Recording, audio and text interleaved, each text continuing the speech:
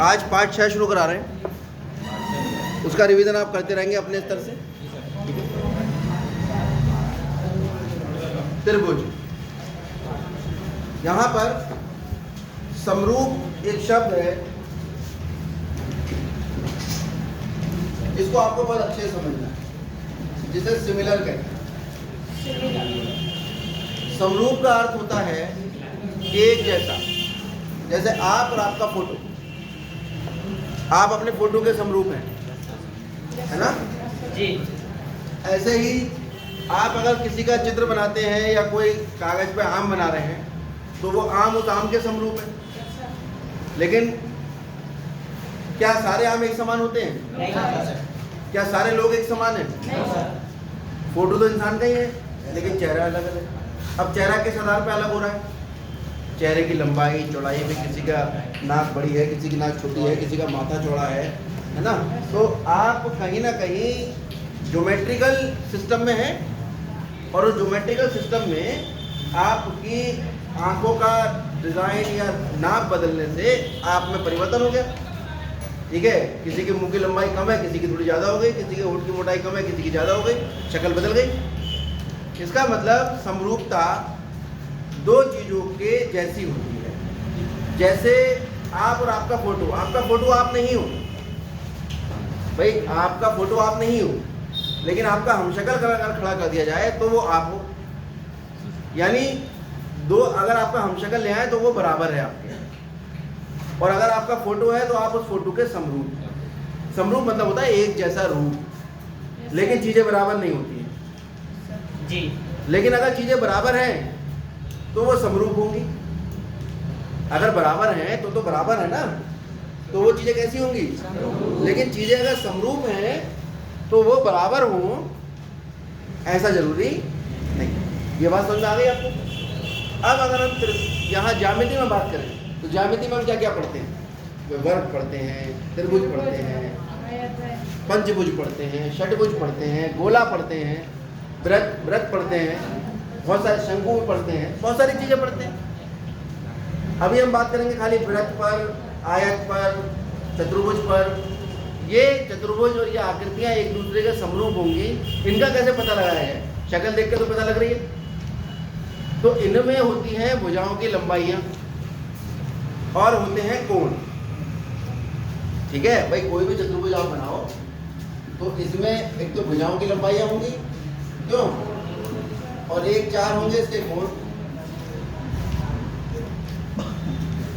तो भुजाओं की लंबाइयां बराबर नहीं होती, तो बराबर नहीं होगी कोई भी चीज। लेकिन भुजाओं की लंबाइयों के अनुपात अगर बराबर हो तो वो चीज समरूप हो सकती है। ठीक है, तो दो ज्यामितीय आकृतियां लिख लीजिए। दो ज्यामितीय आकृतियां समरूप होंगी यदि नंबर 1 उनके संगत कोण बराबर हो, और नंबर 2 उनकी संगत भुजाओं का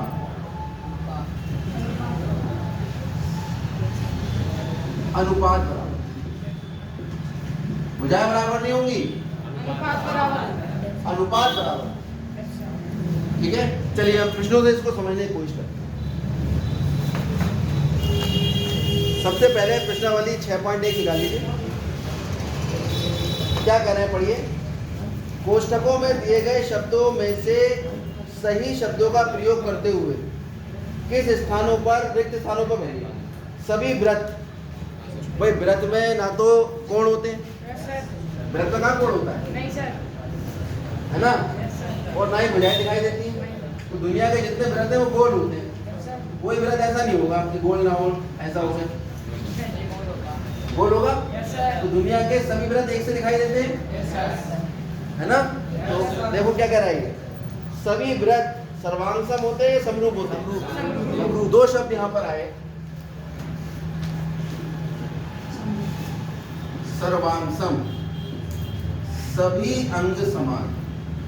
अगर इसकी आप हिंदी थोड़ी तोड़ो, सर्व मतलब सभी, सर्वांग अंग, ठीक है, सम मतलब समान, सभी अंग समान है तो सर्वांग सम, समरूप, और अगर रूप एक समान है तो समान रूप होगा, ठीक है। तो सभी वृत्त एक समान होते हैं, ये बात तो ठीक है, लेकिन सभी वृत्त बराबर भी होते हैं, सर्वांगसम होते हैं, ये वाली बात गलत है। इसकी त्रिज्या कम है और इसकी त्रिज्या ज्यादा है। सभी वृत्तों की त्रिज्या एक समान नहीं होती, लेकिन गोलाई सबकी एक समान होती है, देखने में एक जैसे होते हैं, यानी त्रिभुज समरूप, वृत्त समरूप हुए, सर्वांगसम हुए, समरूप। आगे आ जाते हैं, सभी वर्ग कैसे होते हैं, समरूप या सर्वांगसम? भाई आप वर्ग ऐसा बनाते हैं, ये भी एक वर्ग है, ये भी एक वर्ग है, सबकी भुजाएं अलग अलग है, इसकी भुजा कुछ और है, इसकी भुजा कुछ और है, और इसकी भुजा, तो सभी वर्ग की लंबाइयां भुजा की अलग अलग है, लेकिन सभी के कोण 90-90 होते हैं जी, सबके कोण 90 होते हैं, ठीक है। तो इसका मतलब ये देखने में एक जैसे कोण बराबर है, कैसे हो जाएंगे? या सर्वांगसम होंगे? सर्वांगसम क्यों नहीं होंगे? क्योंकि इनकी भुजाओं की लंबाई समान नहीं है। सभी त्रिभुज होते हैं, सभी त्रिभुज कैसे होते हैं? समबाहु। एक मिनट, सभी डैश त्रिभुज समरूप होते हैं, रिक्त स्थान कर दिया उसने और कह दिया बताओ सभी डैश त्रिभुज समरूप होते हैं, यानी कौन से त्रिभुज समरूप होते हैं? समद्विबाहु या समबाहु? समबाहु त्रिभुज में तीनों भुजाएं आपस में बराबर होती हैं और प्रत्येक कोण 60 डिग्री का। लेकिन समद्विबाहु जिसकी दो भुजाएं बराबर हैं, उसमें पता नहीं कि कोण कितना हो जाए, लेकिन दुनिया के जितने भी समबाहु त्रिभुज हैं उन सबका प्रत्येक कोण 60 डिग्री होता है। तो दूसरा समबाहु त्रिभुज है, उसका भी कोण 60 डिग्री होगा, तीसरा है उसका भी 60 डिग्री होगा। कैसे होगा ये सब? समरूप या सर्वांगसम? भुजाओं की समान संख्या वाले, यहाँ पर एक बात समझने वाली है, भुजाओं की समान संख्या, यानी त्रिभुज त्रिभुज के समरूप होगा, वर्ग में 4 भुजाएं होती है वो वर्ग के समरूप होगा, त्रिभुज वर्ग के समरूप नहीं हो जाएगा। ये तो वही बात हो गई ना कि एक चीता खड़ा कर दिया, एक तुम्हें खड़ा कर दिया, बोले बताओ समरूप है क्या? तो उसकी 4 टांगे, तुम्हारे 2 हाथ हैं, ठीक है। तो यानी त्रिभुज त्रिभुज के समरूप होगा, वर्ग यानी समरूप होने के लिए भुजाओं की संख्या समान होनी चाहिए। भुजाओं की समान संख्या वाले दो बहुभुज समरूप होते हैं कब? यदि उनके संगत कोण कैसे हो? संगत कोण बराबर हो, लिख भी दिया हमने, संगत कोण बराबर हो, तथा उनकी संगत भुजाएं समान अनुपात में हो। इस शब्द का मतलब समझने की आवश्यकता है। समानुपाती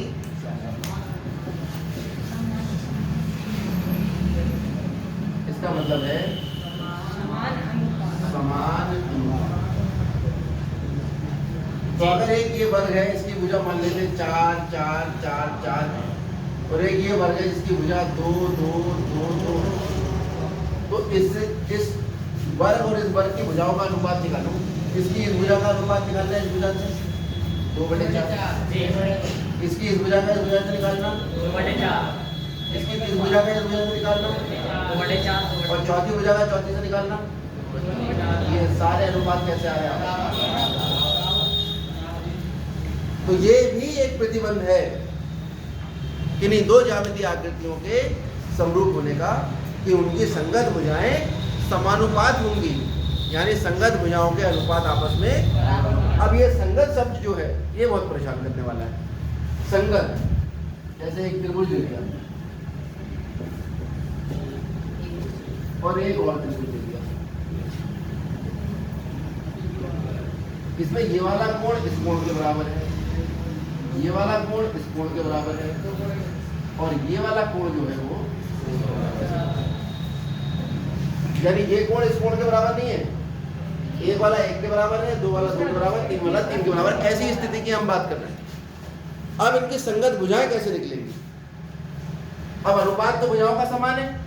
अब अगर इसका अनुपात संगत भुजाओं का अनुपात लेंगे AB बटे BC बटे AC जी, ये तो हुआ मतलब। और नीचे किसकी भुजा लिखी जाएंगी? अनुपात बराबर है दूसरी तरफ उसकी।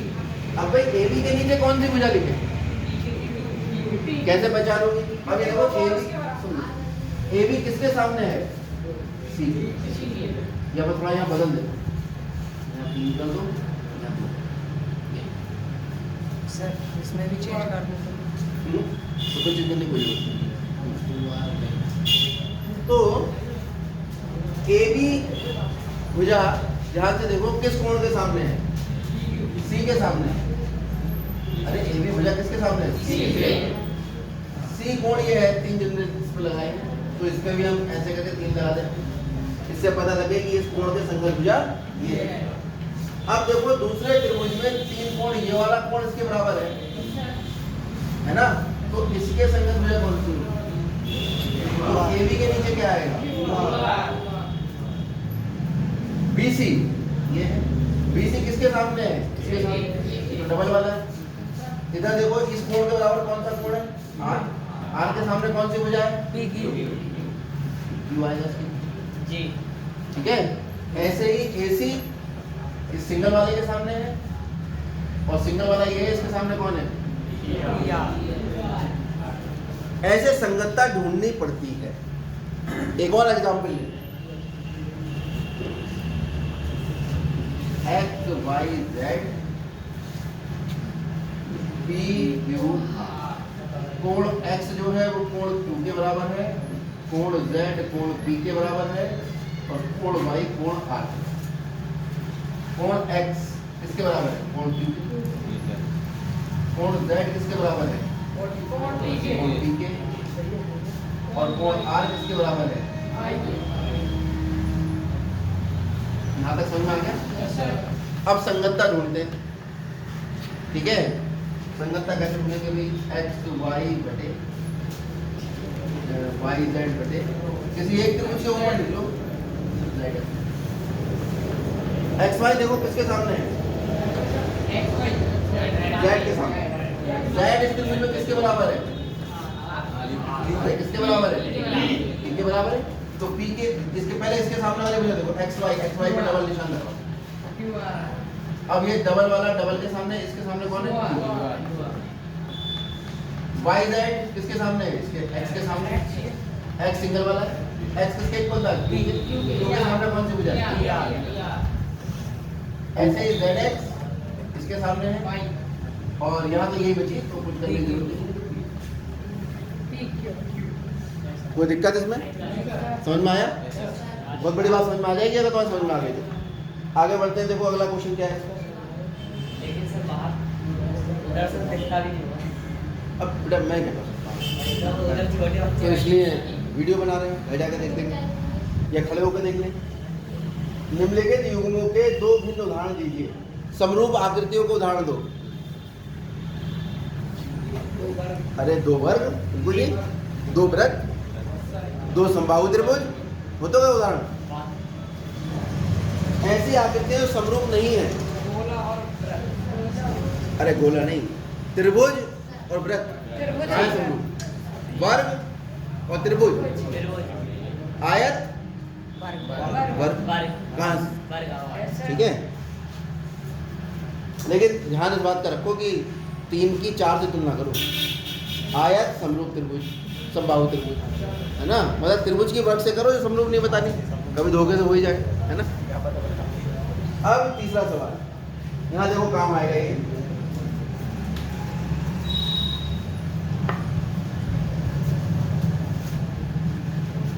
देखो कल हमने थोड़ा सा आपको त्रिकोणमिति का इंट्रोडक्शन देके छोड़ दिया था। नहीं सर। उसे देखो, अपना त्रिकोणमिति का बेस बनाओ, ठीक है। जब तक ये चैप्टर चल रहा है, बीच में एक दिन त्रिकोणमिति करा देंगे। जी सर। S R P बताइए समरूप है नहीं है इसका ए बी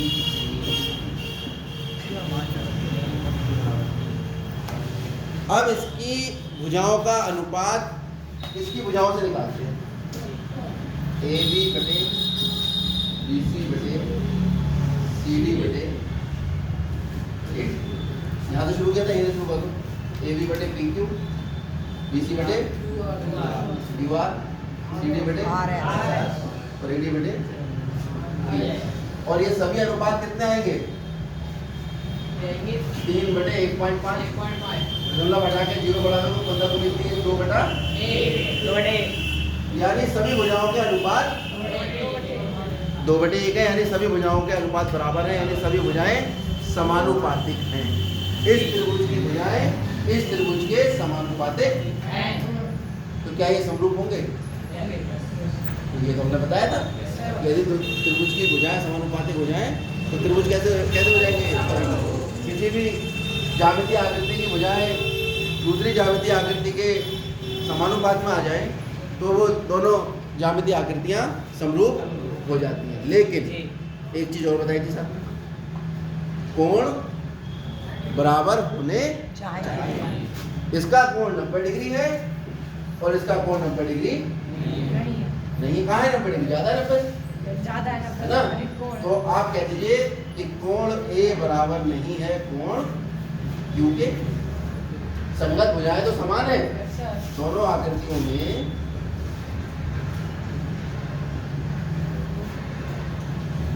संगत भुजाएं कैसी हैं? समानुपाती हैं, परंतु संगत कोण समान नहीं। तो क्या ये समरूप होंगे? अरे जल्दी से आवाज करो। दोनों बातें होनी चाहिए, भुजाएं भी समानुपातिक होनी चाहिए, कोण भी बराबर होने चाहिए।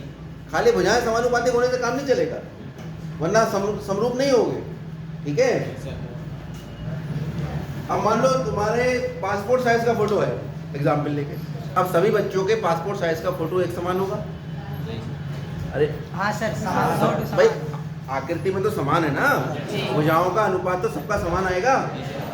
भुजाओं का अनुपात समानुपातिक हो गया, ठीक है, लेकिन वो समरूप कहाँ है? उन सब फोटोओं में सबकी शक्लें अलग अलग है ना, किसी के कान छोटे किसी के बड़े, यानी कोणों का, अब ये कोणी तो है भाई, नाक का यहाँ से कोणी तो है, किसी का कोण कम है किसी का कोण ज्यादा है, किसी की नाक झुकी हुई है किसी की उठी हुई है, तो कोणी तो बना रही है भाई। आप पूरा सिस्टम देखो तो हमारे पूरे चेहरे में जो बदलाव आ रहा है वो बदलाव केवल कोणों से तो आ रहा है। किसी के कान ऐसे, किसी के पीछे, किसी के ऊपर है, किसी के कानों के डिजाइन में ये कोण कम है किसी का कोण ज्यादा है, तो इसका मतलब कोण बराबर नहीं हो तो चीजें समरूप नहीं होती हैं। अतः आकृतियां समरूप नहीं होंगी। समझ में आ गया?